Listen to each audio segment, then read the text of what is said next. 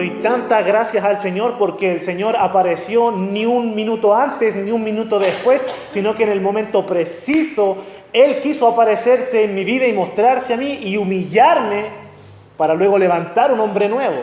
Amén. Y cuando usted reflexiona en el momento de su salvación, yo sé que también se siente así.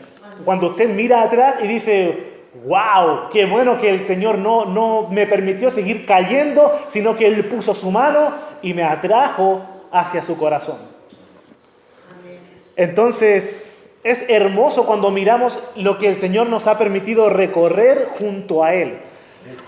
Y el rey David experimentó lo mismo. También hubo un momento en su vida en el cual él miró hacia atrás, ya estando en su adultez, ya después de haber vivido tantas aventuras, como un pastor de ovejas, en las guerras, estando ya en la corte del rey, huyendo del rey, siendo establecido como rey de Israel, ver la división de su reino, vuelta a huir, vuelta a escapar, pero esta vez de su hijo, y luego restituido a su trono, y llega un momento en la vida del rey David, en la cual él mira hacia atrás, y dice, qué tremendo, qué vida de película le dio el Señor a ese hombre. Eso no lo dijo él, es un comentario particular.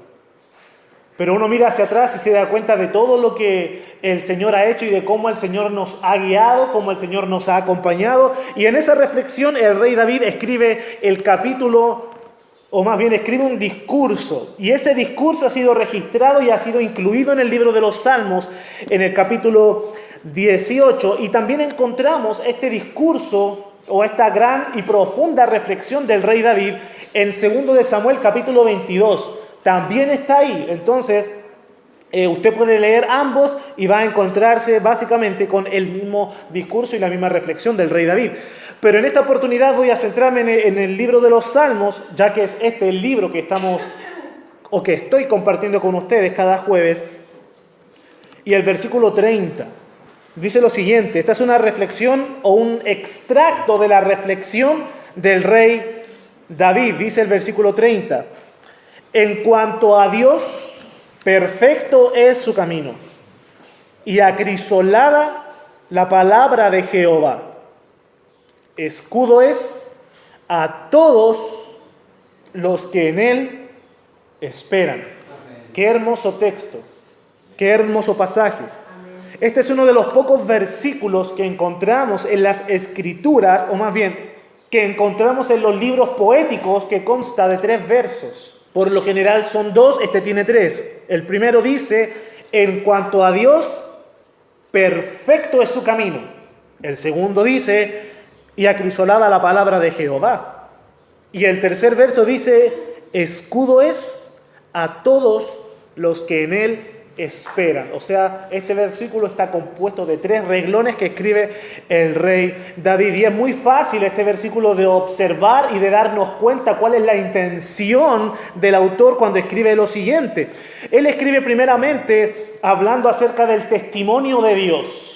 No necesariamente de quién es Dios, sino de cómo es Él, de cómo es el proceder de Dios. Nosotros nos enfocamos en guardar un buen testimonio, en comportarnos correctamente, y vamos y buscamos ejemplos en la vida de los profetas del Antiguo Testamento, cómo ellos actuaron con integridad, para nosotros también actuar con integridad. Observamos la vida de ciertos apóstoles, algunos se portaron mal, pero la mayoría bien. Y vemos su ejemplo y queremos seguir su ejemplo, y olvidamos muchas veces que Dios tiene su propio testimonio. Y aquí el rey David nos habla un poco acerca del testimonio de Dios. ¿Qué es el testimonio? El testimonio es aquello que se dice de alguien o que se dice de algo que sucedió. Cuando se llama a una persona que vio un crimen o que vio un accidente, se le llama a dar su testimonio. O sea, dinos qué fue lo que viste que sucedió. ¿Qué es lo que tú tienes que decir? Bueno, Dios tiene su propio, o da a conocer su propio testimonio, y el rey David registra esto. Y dice que perfecto es el camino de Dios. Luego dice, acrisolada la palabra de Jehová. Vamos allá a ver lo que eso significa. Y tercero, el rey David escribe, escudo es a todos los que en él esperan. O sea que está hablando de la obra o del testimonio de Dios, nos está hablando de las características o de una característica de la palabra de Dios, y luego nos está hablando de cómo Dios, a través de su palabra, cuida y protege a aquellos que le temen a Él. ¡Qué tremendo! Entonces, el testimonio de Dios, la esencia de la Escritura y la protección de Dios, todo se centra en la palabra escrita de Dios. No suelo hacer esto, pero mi bosquejo esta tarde tiene un nombre y es confianza y seguridad en su palabra. Respecto al testimonio de Dios, tenemos que notar lo que a los versículos anteriores viene escribiendo el rey David acerca de lo que les voy a mencionar. Miren, dice el versículo 26, limpio te mostrarás para con el limpio y severo serás para con el perverso. Porque tú salvarás al pueblo afligido y humillarás los ojos altivos. Tú encenderás mi lámpara, Jehová mi Dios alumbrará mis tinieblas. El rey David aquí está escribiendo y está plasmando algunas características humanas. Está hablando un poco acerca de cómo son los seres humanos, de cómo son los hombres. Y los adjetivos que utilizan son los siguientes: perverso, afligido, altivo. Habla de tinieblas, nos está hablando de cómo es el hombre. Aquí dice que el hombre es perverso, está hablando que hay hombres que actúan con perversidad. El profeta Jeremías registró las siguientes palabras: engañoso es el corazón, más que todas las cosas, y es perverso. Nosotros solemos hacer algunas escalas y miramos gente que tiene un mal comportamiento. Luego están los que descaradamente cometen fechorías. Luego están los malvados y luego están los perversos. O sea, utilizamos esta palabra para hablar de la categoría más baja del mal comportamiento y de la mala conducta. ¿Conoce usted a alguien perverso? Alguien que está mintiendo y le dice, estás mintiendo, y continúa y lo pillan en la mentira, pero continúa mintiendo y mintiendo constantemente. Yo conozco algunos que son así. Eso es actuar con perversidad, con una total oposición a la verdad y a lo que Dios ha establecido, quebrantando su ley con perversidad, con maldad. Bueno, si usted conoce a alguien así, le tengo que decir algo: su corazón es igual. Porque la palabra de Dios registra que así es el corazón del hombre.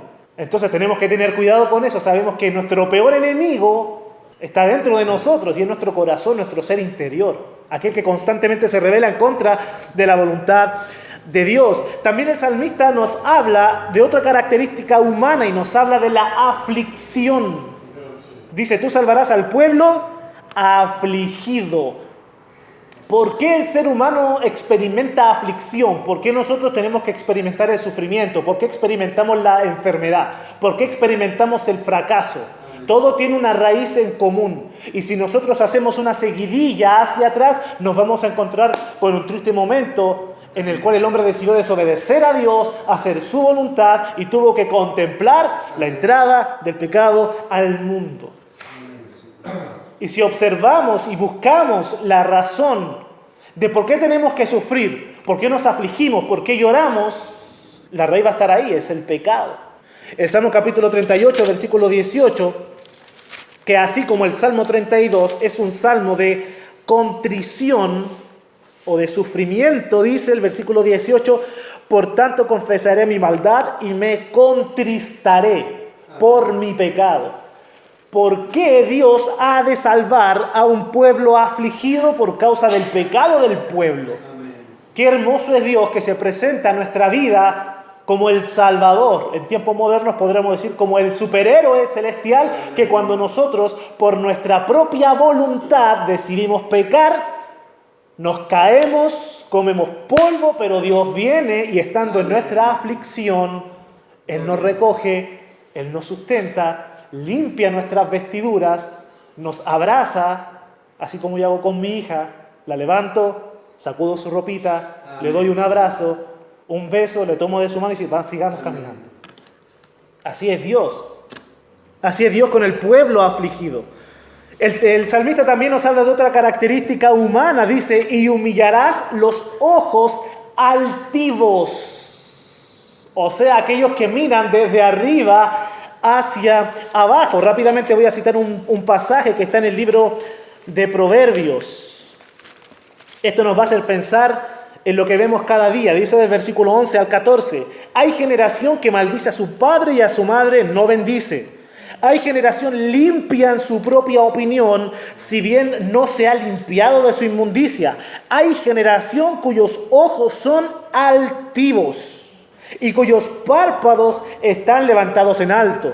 Hay generación cuyos dientes son espadas y sus muelas cuchillos para devorar a los pobres de la tierra y a los menesterosos de entre los hombres. La maldad práctica con la cual actúan los hombres se refleja en los ojos. Amén. Ojos altivos, ojos vanagloriosos. Ojos que no se humillan, sino que buscan la maldad de otros. Bueno, a esos Dios ha de humillarlos. Y humillarás los ojos altivos. Luego el salmista le dice a Dios, tú encenderás mi lámpara. Qué hermoso, tú vas a vivificarme. Tú vas a despertarme, tú vas a renovarme. Mi Dios alumbrará mis tinieblas. Yo me imagino que el apóstol Pablo, pensando en esto, pensando en esta realidad, escribe Colosenses capítulo 1, versículo 13, pensando en la realidad de las tinieblas humanas. Y dice Colosenses 1:13, el cual nos ha librado de la potestad de las tinieblas y trasladado al reino de su amado Hijo.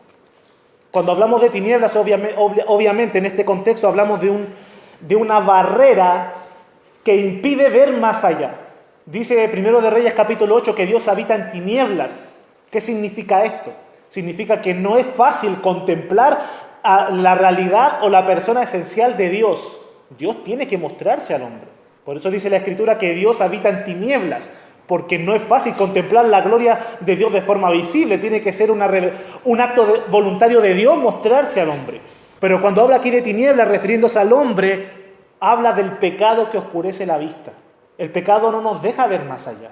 Cuando andamos en una actitud pecaminosa, cuando andamos en rebeldía, siempre creemos tener la razón. Y tenemos ojos altivos y caminamos firme, y al dar 2, 3 pasos en pecado, ¡pum!, caemos. ¿Por qué? Porque estamos en tinieblas y muchas veces el orgullo cega nuestros ojos y andamos como ciegos en el mundo. Entonces estas son algunas características que el rey David habla acerca de los hombres. Los hombres son perversos, los hombres se afligen por causa del pecado, los hombres suelen ser altivos, los hombres por causa de su pecado viven en tinieblas.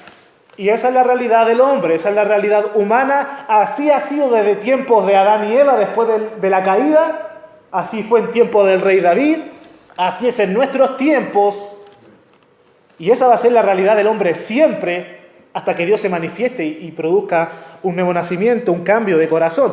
Pero en contraste a las características humanas, el salmista dice lo siguiente: en cuanto a Dios, perfecto es su camino. En contraste con la debilidad humana, en contraste con nuestra altivez, en contraste con nuestra perversidad, con nuestra aflicción, con nuestras tinieblas, Dios simplemente es perfecto. Y su camino es perfecto. Y su obra es perfecta. Por eso miramos hacia atrás y nos damos cuenta de todas las cosas que han sucedido y todo ha ocurrido en el tiempo perfecto de Dios. Usted podrá decir, hermano Esteban, pero yo he sufrido mucho en mi vida. Yo he tenido algunas complicaciones, yo he tenido sufrimiento, yo he perdido seres queridos. Hace algún tiempo atrás estaba observando el testimonio de un pastor estadounidense y él contaba que el primer bebé que él y su esposa estaban esperando murió en el vientre de la mamá. Murió en la guatita de su mamá el bebé. Y pasaron un tiempo muy difícil, de mucha aflicción. Y en una oportunidad la esposa le pregunta a él qué piensa acerca de esa situación. ¿Esto estaba realmente en el plan de Dios que esto ocurriera? Siendo que la Biblia dice que el ministro debe tener hijos creyentes en sujeción. Entonces, ¿cómo Dios hace que tú pierdas tu hijo o tu hija? ¿Qué piensas tú de esto, de la soberanía de Dios en esta situación? Y el varón le responde, mira, algún día vamos a estar en el cielo y vamos a mirar atrás y no solamente vamos a decir, sí, Dios tenía razón en esto. No solamente vamos a decir eso, sino que vamos a decir, fue perfecto que eso sucediera. Eso estaba en el plan de Dios y era necesario para lo que tenía que suceder y lo que tenía que pasar después. Entonces, nuestros tiempos no son perfectos, nuestra obra no es perfecta, pero la obra de Dios sí es perfecta, y no solamente su actuar, no solamente sus tiempos, también su obra. Lo que Dios ha hecho es perfecto, y a veces a nosotros nos cuesta entenderlo. Y a veces somos un poco vanidosos y creemos que somos más perfectos que Dios. Muchos se miran al espejo y dicen: no me gusta mi nariz, no me gusta mi oreja. Como que el fabricante se equivocó. Entonces, en esa vanidad muchos recurren a intervenir la creación de Dios. Muchos el día de hoy dicen: Dios se equivocó porque nací en un cuerpo equivocado. Y el atribuirle imperfección a Dios produce consecuencias terribles en nuestra raza. Produce causas terribles en la humanidad. El creer que Dios se equivocó, entonces nosotros vamos a arreglar lo que supuestamente a Dios se le fue. Pero el salmista dice que en cuanto a Dios, perfecto es su camino. Y sabemos que el rey David fue un hombre totalmente bíblico, o no totalmente, pero sí tenía mucho conocimiento bíblico. Y el el libro de Deuteronomio, capítulo 32, versículo 4, dice lo siguiente. Aquí está Moisés exponiendo, versículo 4, dice: Él es la roca, hablando de Dios.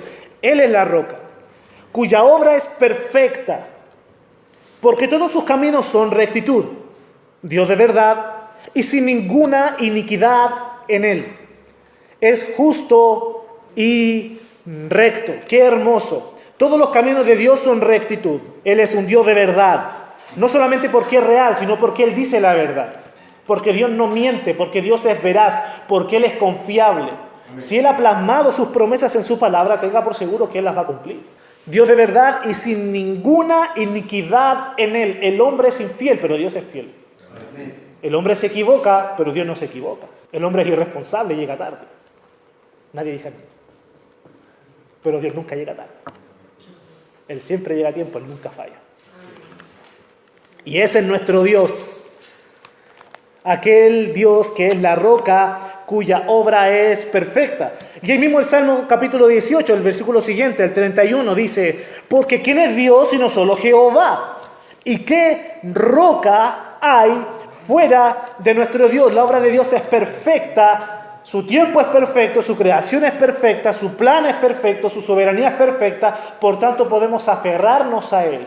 En este mundo de imperfecciones, en este mundo de traición, de enemistad, de orgullo, de pelea, de contienda, Él es perfecto y es la roca. Entonces podemos afirmarnos a Él y permanecer firmes en medio de la tempestad.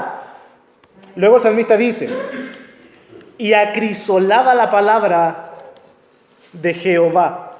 Un crisol es un recipiente que soporta altas temperaturas, en el cual se trabajan metales o metales preciosos para purificarlos. ¿Por qué dice aquí el salmista que la palabra de Dios es acrisolada? No porque la palabra de Dios necesite ser corregida y necesite ser cambiada y necesite ser purificada por los hombres para luego compartirlo, para luego recibir lo que ella dice. La palabra de Dios es acrisolada en el sentido de que no importa cuántas pruebas difíciles la palabra de Dios pase, ella siempre dice la verdad.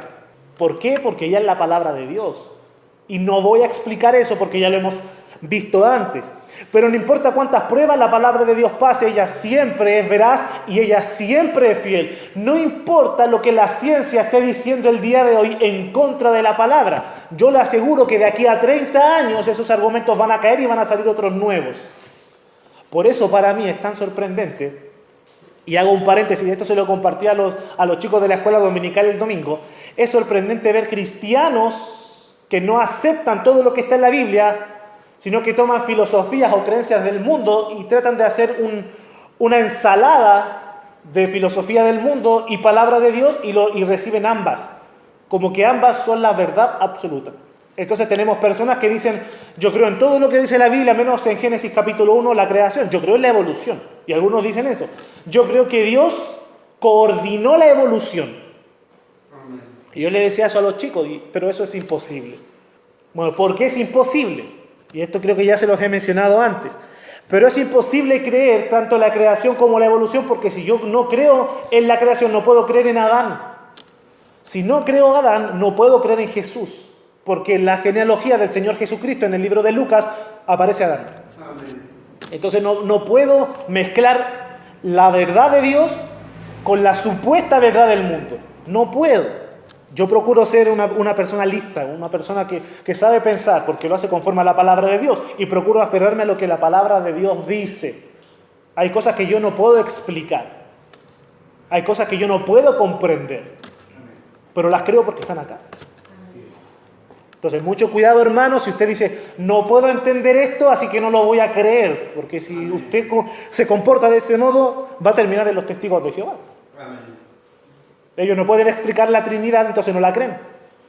No pueden explicar la deidad de Cristo, entonces no la creen. No pueden explicar la vida después de la muerte, así que no la creen. No pueden explicar el infierno, así que no lo creen. Así que mucho cuidado, mi amado hermano. No importa cuántas pruebas se presenten ante la palabra de Dios, ella es la verdad y ella no miente. La palabra de Dios es acrisolada. La palabra de Dios es perfecta. ¿Por qué? Porque su autor es perfecto. Y tenemos que recordar siempre esto. La misma Biblia, la misma palabra de Dios, ubica a la persona de Dios tan alto como la palabra de Dios. O sea que ambos son objeto o debieran ser objeto de nuestra admiración. El Salmo 138, versículo 2, rápidamente dice lo siguiente: me postraré hacia tu santo templo y alabaré tu nombre por tu misericordia y tu fidelidad, porque has engrandecido tu nombre y tu palabra sobre todas las cosas. Y sabemos que hay una íntima relación entre el ser de Dios, los nombres de Dios y en este versículo la palabra de Dios. O sea que los atributos de Dios están reflejados y los podemos ver en la misma palabra de Dios. Dios es perfecto, lo acabamos de leer. El Salmo 19:7 dice, la ley de Jehová es perfecta y convierte el alma. Dios es limpio. El Proverbios 36 dice que la palabra de Dios es limpia, les escudo a los que en él esperan. Entonces, la palabra de Dios es acrisolada. ¿Por qué? Porque no importa cuántas pruebas se le pongan enfrente, la palabra de Dios permanece para siempre. El cielo y la tierra pasarán, pero dijo el Señor Jesucristo, quien es Dios hecho carne, mis palabras no pasarán. El salmista también nos habla del cuidado de Dios. Dice la tercera parte del versículo: escudo es a todos los que en él esperan. Estaba escuchando hace algún tiempo atrás, no voy a decir el nombre, pero estaba escuchando a un predicador que él decía que estaba predicando, estaba desde un púlpito exponiendo la palabra y habían algunos satanistas en la audiencia que sabían que él iba a dar una conferencia, entonces varios satanistas se ubicaron de forma estratégica en el templo para invocar a Satanás e invocar demonios mientras él predicaba. Y él conocía y él tuvo la oportunidad de conversar con el satanista que estaba en medio, que era el líder del grupo. Entonces se daba cuenta que mientras él predicaba, él hacía gestos satánicos mientras él exponía. Y que al terminar, al momento de él, porque era de una iglesia carismática, un predicador carismático, o de esa línea, él hizo un llamado al frente. Y cuando él hizo el llamado al frente, como suelen hacer nuestros amigos de pentecostales y de asambleas de Dios, dice que se para el satanista y empieza a correr en dirección al púlpito. Y el predicador dice, él va a subir aquí arriba como un toro y nos va a botar a todo el mundo. Entonces él toma la Biblia y dice, Señor, escudo es tu palabra, y la puso así como un escudo. Bueno, eso hizo él. Pero mi pregunta es la siguiente. Bueno, paréntesis, el satanista se paró, fue adelante y fue gritando, yo quiero a Cristo Jesús mi Señor. Ya entonces él se convirtió. No es que él iba adelante a golpear a todo el mundo y sacarlo del púlpito, sino que él le quería entregar su vida a Cristo después de la exposición de la palabra de Dios. Pero ¿es así como la palabra de Dios es un escudo para nosotros? ¿Es realmente ese el efecto de la palabra de Dios? Hay un pastor mexicano que escuchaba hace algunos años atrás una predicación y él le planteaba la pregunta a los hermanos de la iglesia. ¿La palabra de Dios es un objeto, es un fetiche que tenemos que usarlo así? ¿De que poner la Biblia al frente de alguien endemoniado y ponerle la Biblia al frente para que no se nos acerque? ¿Es así como funciona? Y él contaba que cuando él era un nuevo creyente en su iglesia, en un momento se manifestaron personas endemoniadas. Entonces personas empezaron a hacer manifestaciones extrahumanas. Entonces empezaron a manifestar demonios y alguien llegó con una Biblia y lo tiraron al piso y le pusieron una Biblia en el pecho. Y el hombre dijo, ¡no! Porque tenía una Biblia ahí en el pecho para que se calmara. ¿Es así como debemos usar la Biblia? ¿Como un fetiche? ¿Tiene este libro algún poder sobrenatural? Digo, aparte del contenido literario que tiene. Tenemos que ser cuidadosos y no utilizar la Biblia como un objeto con poderes paranormales. La Biblia es poderosa, la Biblia es nuestro escudo, la palabra de Dios es nuestro escudo, pero en la medida y en la proporción que la estudiamos y comprendemos lo que Dios quiere decirnos. Dios nos cuida y nos protege por medio de su palabra, por medio del fiel estudio y la obediencia a la palabra de Dios. En la medida que usted estudia, entiende y practica lo que la palabra de Dios dice, es que Dios pone un cerco, por decirlo de alguna forma, a su alrededor, y le voy a decir que su vida va a cambiar radicalmente, en el sentido de que si usted llegó a Cristo y en el mundo usted era una persona de la calle y andaba metido en problemas y andaba metido en dificultades, cuando usted llega a Cristo, Dios le enseña cómo conducirse, cómo comportarse sabiamente, de modo que ya no lo buscan para matarlo en la calle. Ya no anda teniendo peleas en la calle con todo el mundo. ¿Por qué? Porque Dios lo guarda de eso en la medida que le enseña y usted obedece la palabra de Dios. Entonces tenemos que tener cuidado con eso. Proverbios capítulo 2, versículos 6 al 8 nos habla de que Dios da la sabiduría y de su boca proviene el conocimiento y la inteligencia. Él provee de sana sabiduría a los que le temen. Él provee de sana sabiduría a los suyos y les enseña a conducirse sabiamente y alejarlos de problemas y de peligros. El avisado ve el mal y se esconde. Y los simples pasan y reciben el daño, dice el proverbio. Entonces, cuando usted vea el peligro más adelante, evite pasar por esa vereda si ve que hay gente peligrosa. Evite pasar junto a la reja donde hay un perro que le está ladrando. Ya tenemos que hacer uso de la sabiduría, que obviamente es práctica. Dice el Salmo 18:30, escudo es a todos los que en él esperan. Les tengo que compartir esto, amados hermanos, y es que la sabiduría de Dios es ofrecida a todos. La sabiduría de Dios, la palabra de Dios, el conocimiento de Dios no está reservado solamente para los que predican la palabra. No está reservado solamente para una parte de la iglesia, de modo que tenemos el clero y tenemos a los laicos. No existe esa diferencia en la iglesia de Dios. No hay un grupo de los que están cerca de Dios y luego está el montón. No es así. Somos todos un rebaño de Cristo. Dios ha puesto pastores y ha puesto obispos para apacentar la grey, pero con el propósito de que todos conozcamos más de Dios. Entonces no hay una línea divisoria. Ahí están los que predican. No, ahí están los otros, los hermanitos de la banca. No existe esa división en el cuerpo de Cristo. Todos somos hermanos y uno es nuestro hermano mayor, el Señor Jesucristo, y uno nuestro Padre, el Rey de Reyes y Señor de Señores. Entonces, para terminar, voy a compartir con ustedes la invitación que hace la sabiduría a todos, sin hacer distinción. En el libro de Proverbios, capítulo 9, versículos del 1 al 6, está la invitación que hace la sabiduría. Dice: la sabiduría edificó su casa, labró sus 7 columnas, mató sus víctimas, mezcló su vino, o sea, preparó una cena y puso su mesa. Envió sus criadas, sobre lo más alto de la ciudad clamó. Dice a cualquier simple: ven acá. O sea, a los jóvenes y a los sin experiencia, la sabiduría los llama, los invita. A los faltos de cordura dice: venid, comed mi pan y bebed del vino que yo he mezclado. Dejad las simplezas y vivid, y andad por el camino de la inteligencia. O sea que la sabiduría se para en lugares donde todo el mundo la pueda escuchar, y a todos los que pasan los invita a la cena que ella ha preparado. Qué hermoso es Dios que dispone su sabiduría para todos nosotros. Amados hermanos, el pasaje que leímos de Proverbios capítulo 18 es un versículo enfático en la palabra de Dios. Nos habla de la persona de Dios y nos habla de la protección de Dios, pero centrándose en la palabra. Y cuando hablamos de la palabra de Dios, tenemos que reflexionar en lo siguiente.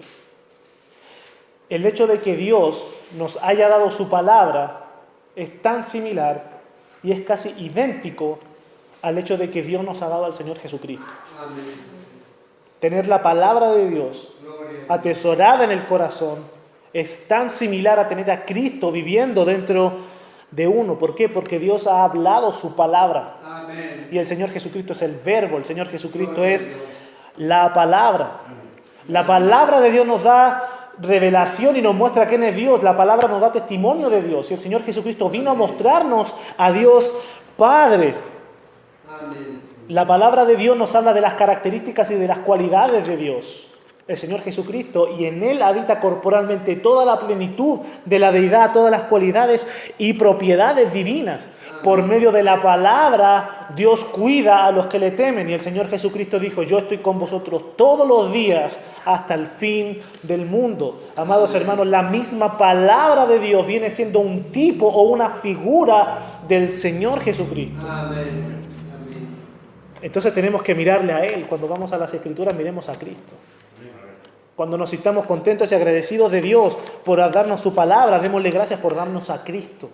Y procuremos rendirnos a Cristo y seguir a Cristo, cumplir la ley de Cristo, amarnos como Cristo dijo que nos amáramos.